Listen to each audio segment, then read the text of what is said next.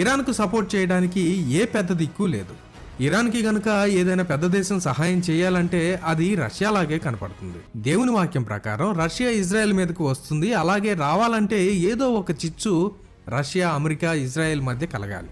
అయితే America, Israel కలిసి Iran మీద దాడి చేయటం ఒక మొదటి అడుగులా కనపడుతుంది. మిగతా అడుగులు త్వరలో పడబోతున్నాయి. మరొక యుద్ధం ఈ భూమి మీద జరగబోతుంది. యెహెజ్కేలు గ్రంథము 38 మరియు 39 అధ్యాయాలు అంత్యదినాల్లో జరగబోయే ఒక భయంకరమైన యుద్ధం గురించి ప్రవచిస్తున్నాయి.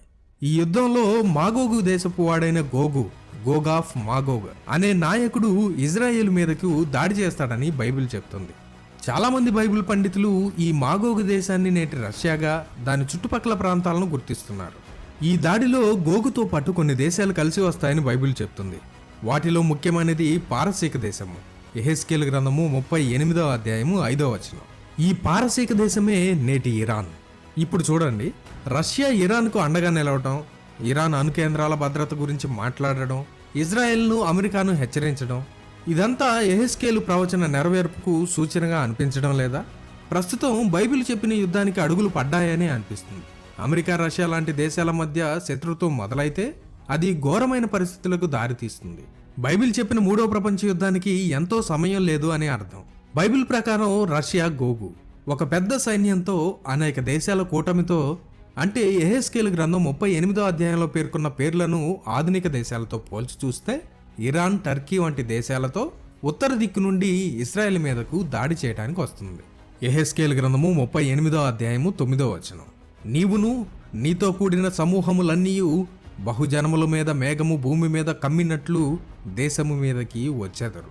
ఇప్పుడు మనం చూస్తున్న పరిణామాలు ఈ ప్రవచనాల దిశగా వేగంగా కదులుతున్నాయనిపిస్తుంది. రష్యా ఇరాన్లోని తన పౌరులను, తన ఆస్తులను కాపాడుకునే ఆలోచనతో ఆ ప్రాంతంలో తన సైనిక ఉనికిని పెంచుకోవచ్చు. ఇజ్రాయెల్, ఇరాన్ మధ్య ఉద్రిక్తతలు పెరిగితే అది ఒక పెద్ద యుద్ధానికి దారితీయవచ్చు. ఈ యుద్ధంలో రష్యా ఇరాన్ పక్షాన నిలబడి ఇజ్రాయెల్కు వ్యతిరేకంగా కదిలే అవకాశాలు బైబిల్ ప్రవచనాల ప్రకారం ఎక్కువగా ఉన్నాయి.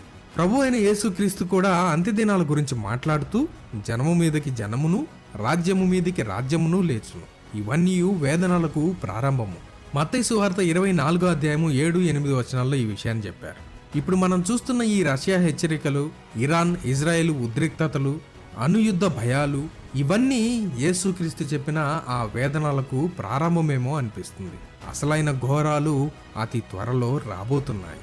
ఈ విషయాలన్నీ ఇంత వివరంగా చెప్పడానికి కారణం ఏంటంటే, బైబిల్లో పలానా విషయం ఉంది, పలానా ప్రవచనం ఉంది అంటున్నప్పుడు అది ఎలా జరుగుతుంది, కారణాలేంటి, ఎందుకు జరుగుతుంది అనే స్పష్టత మనందరికీ ఉండాలి.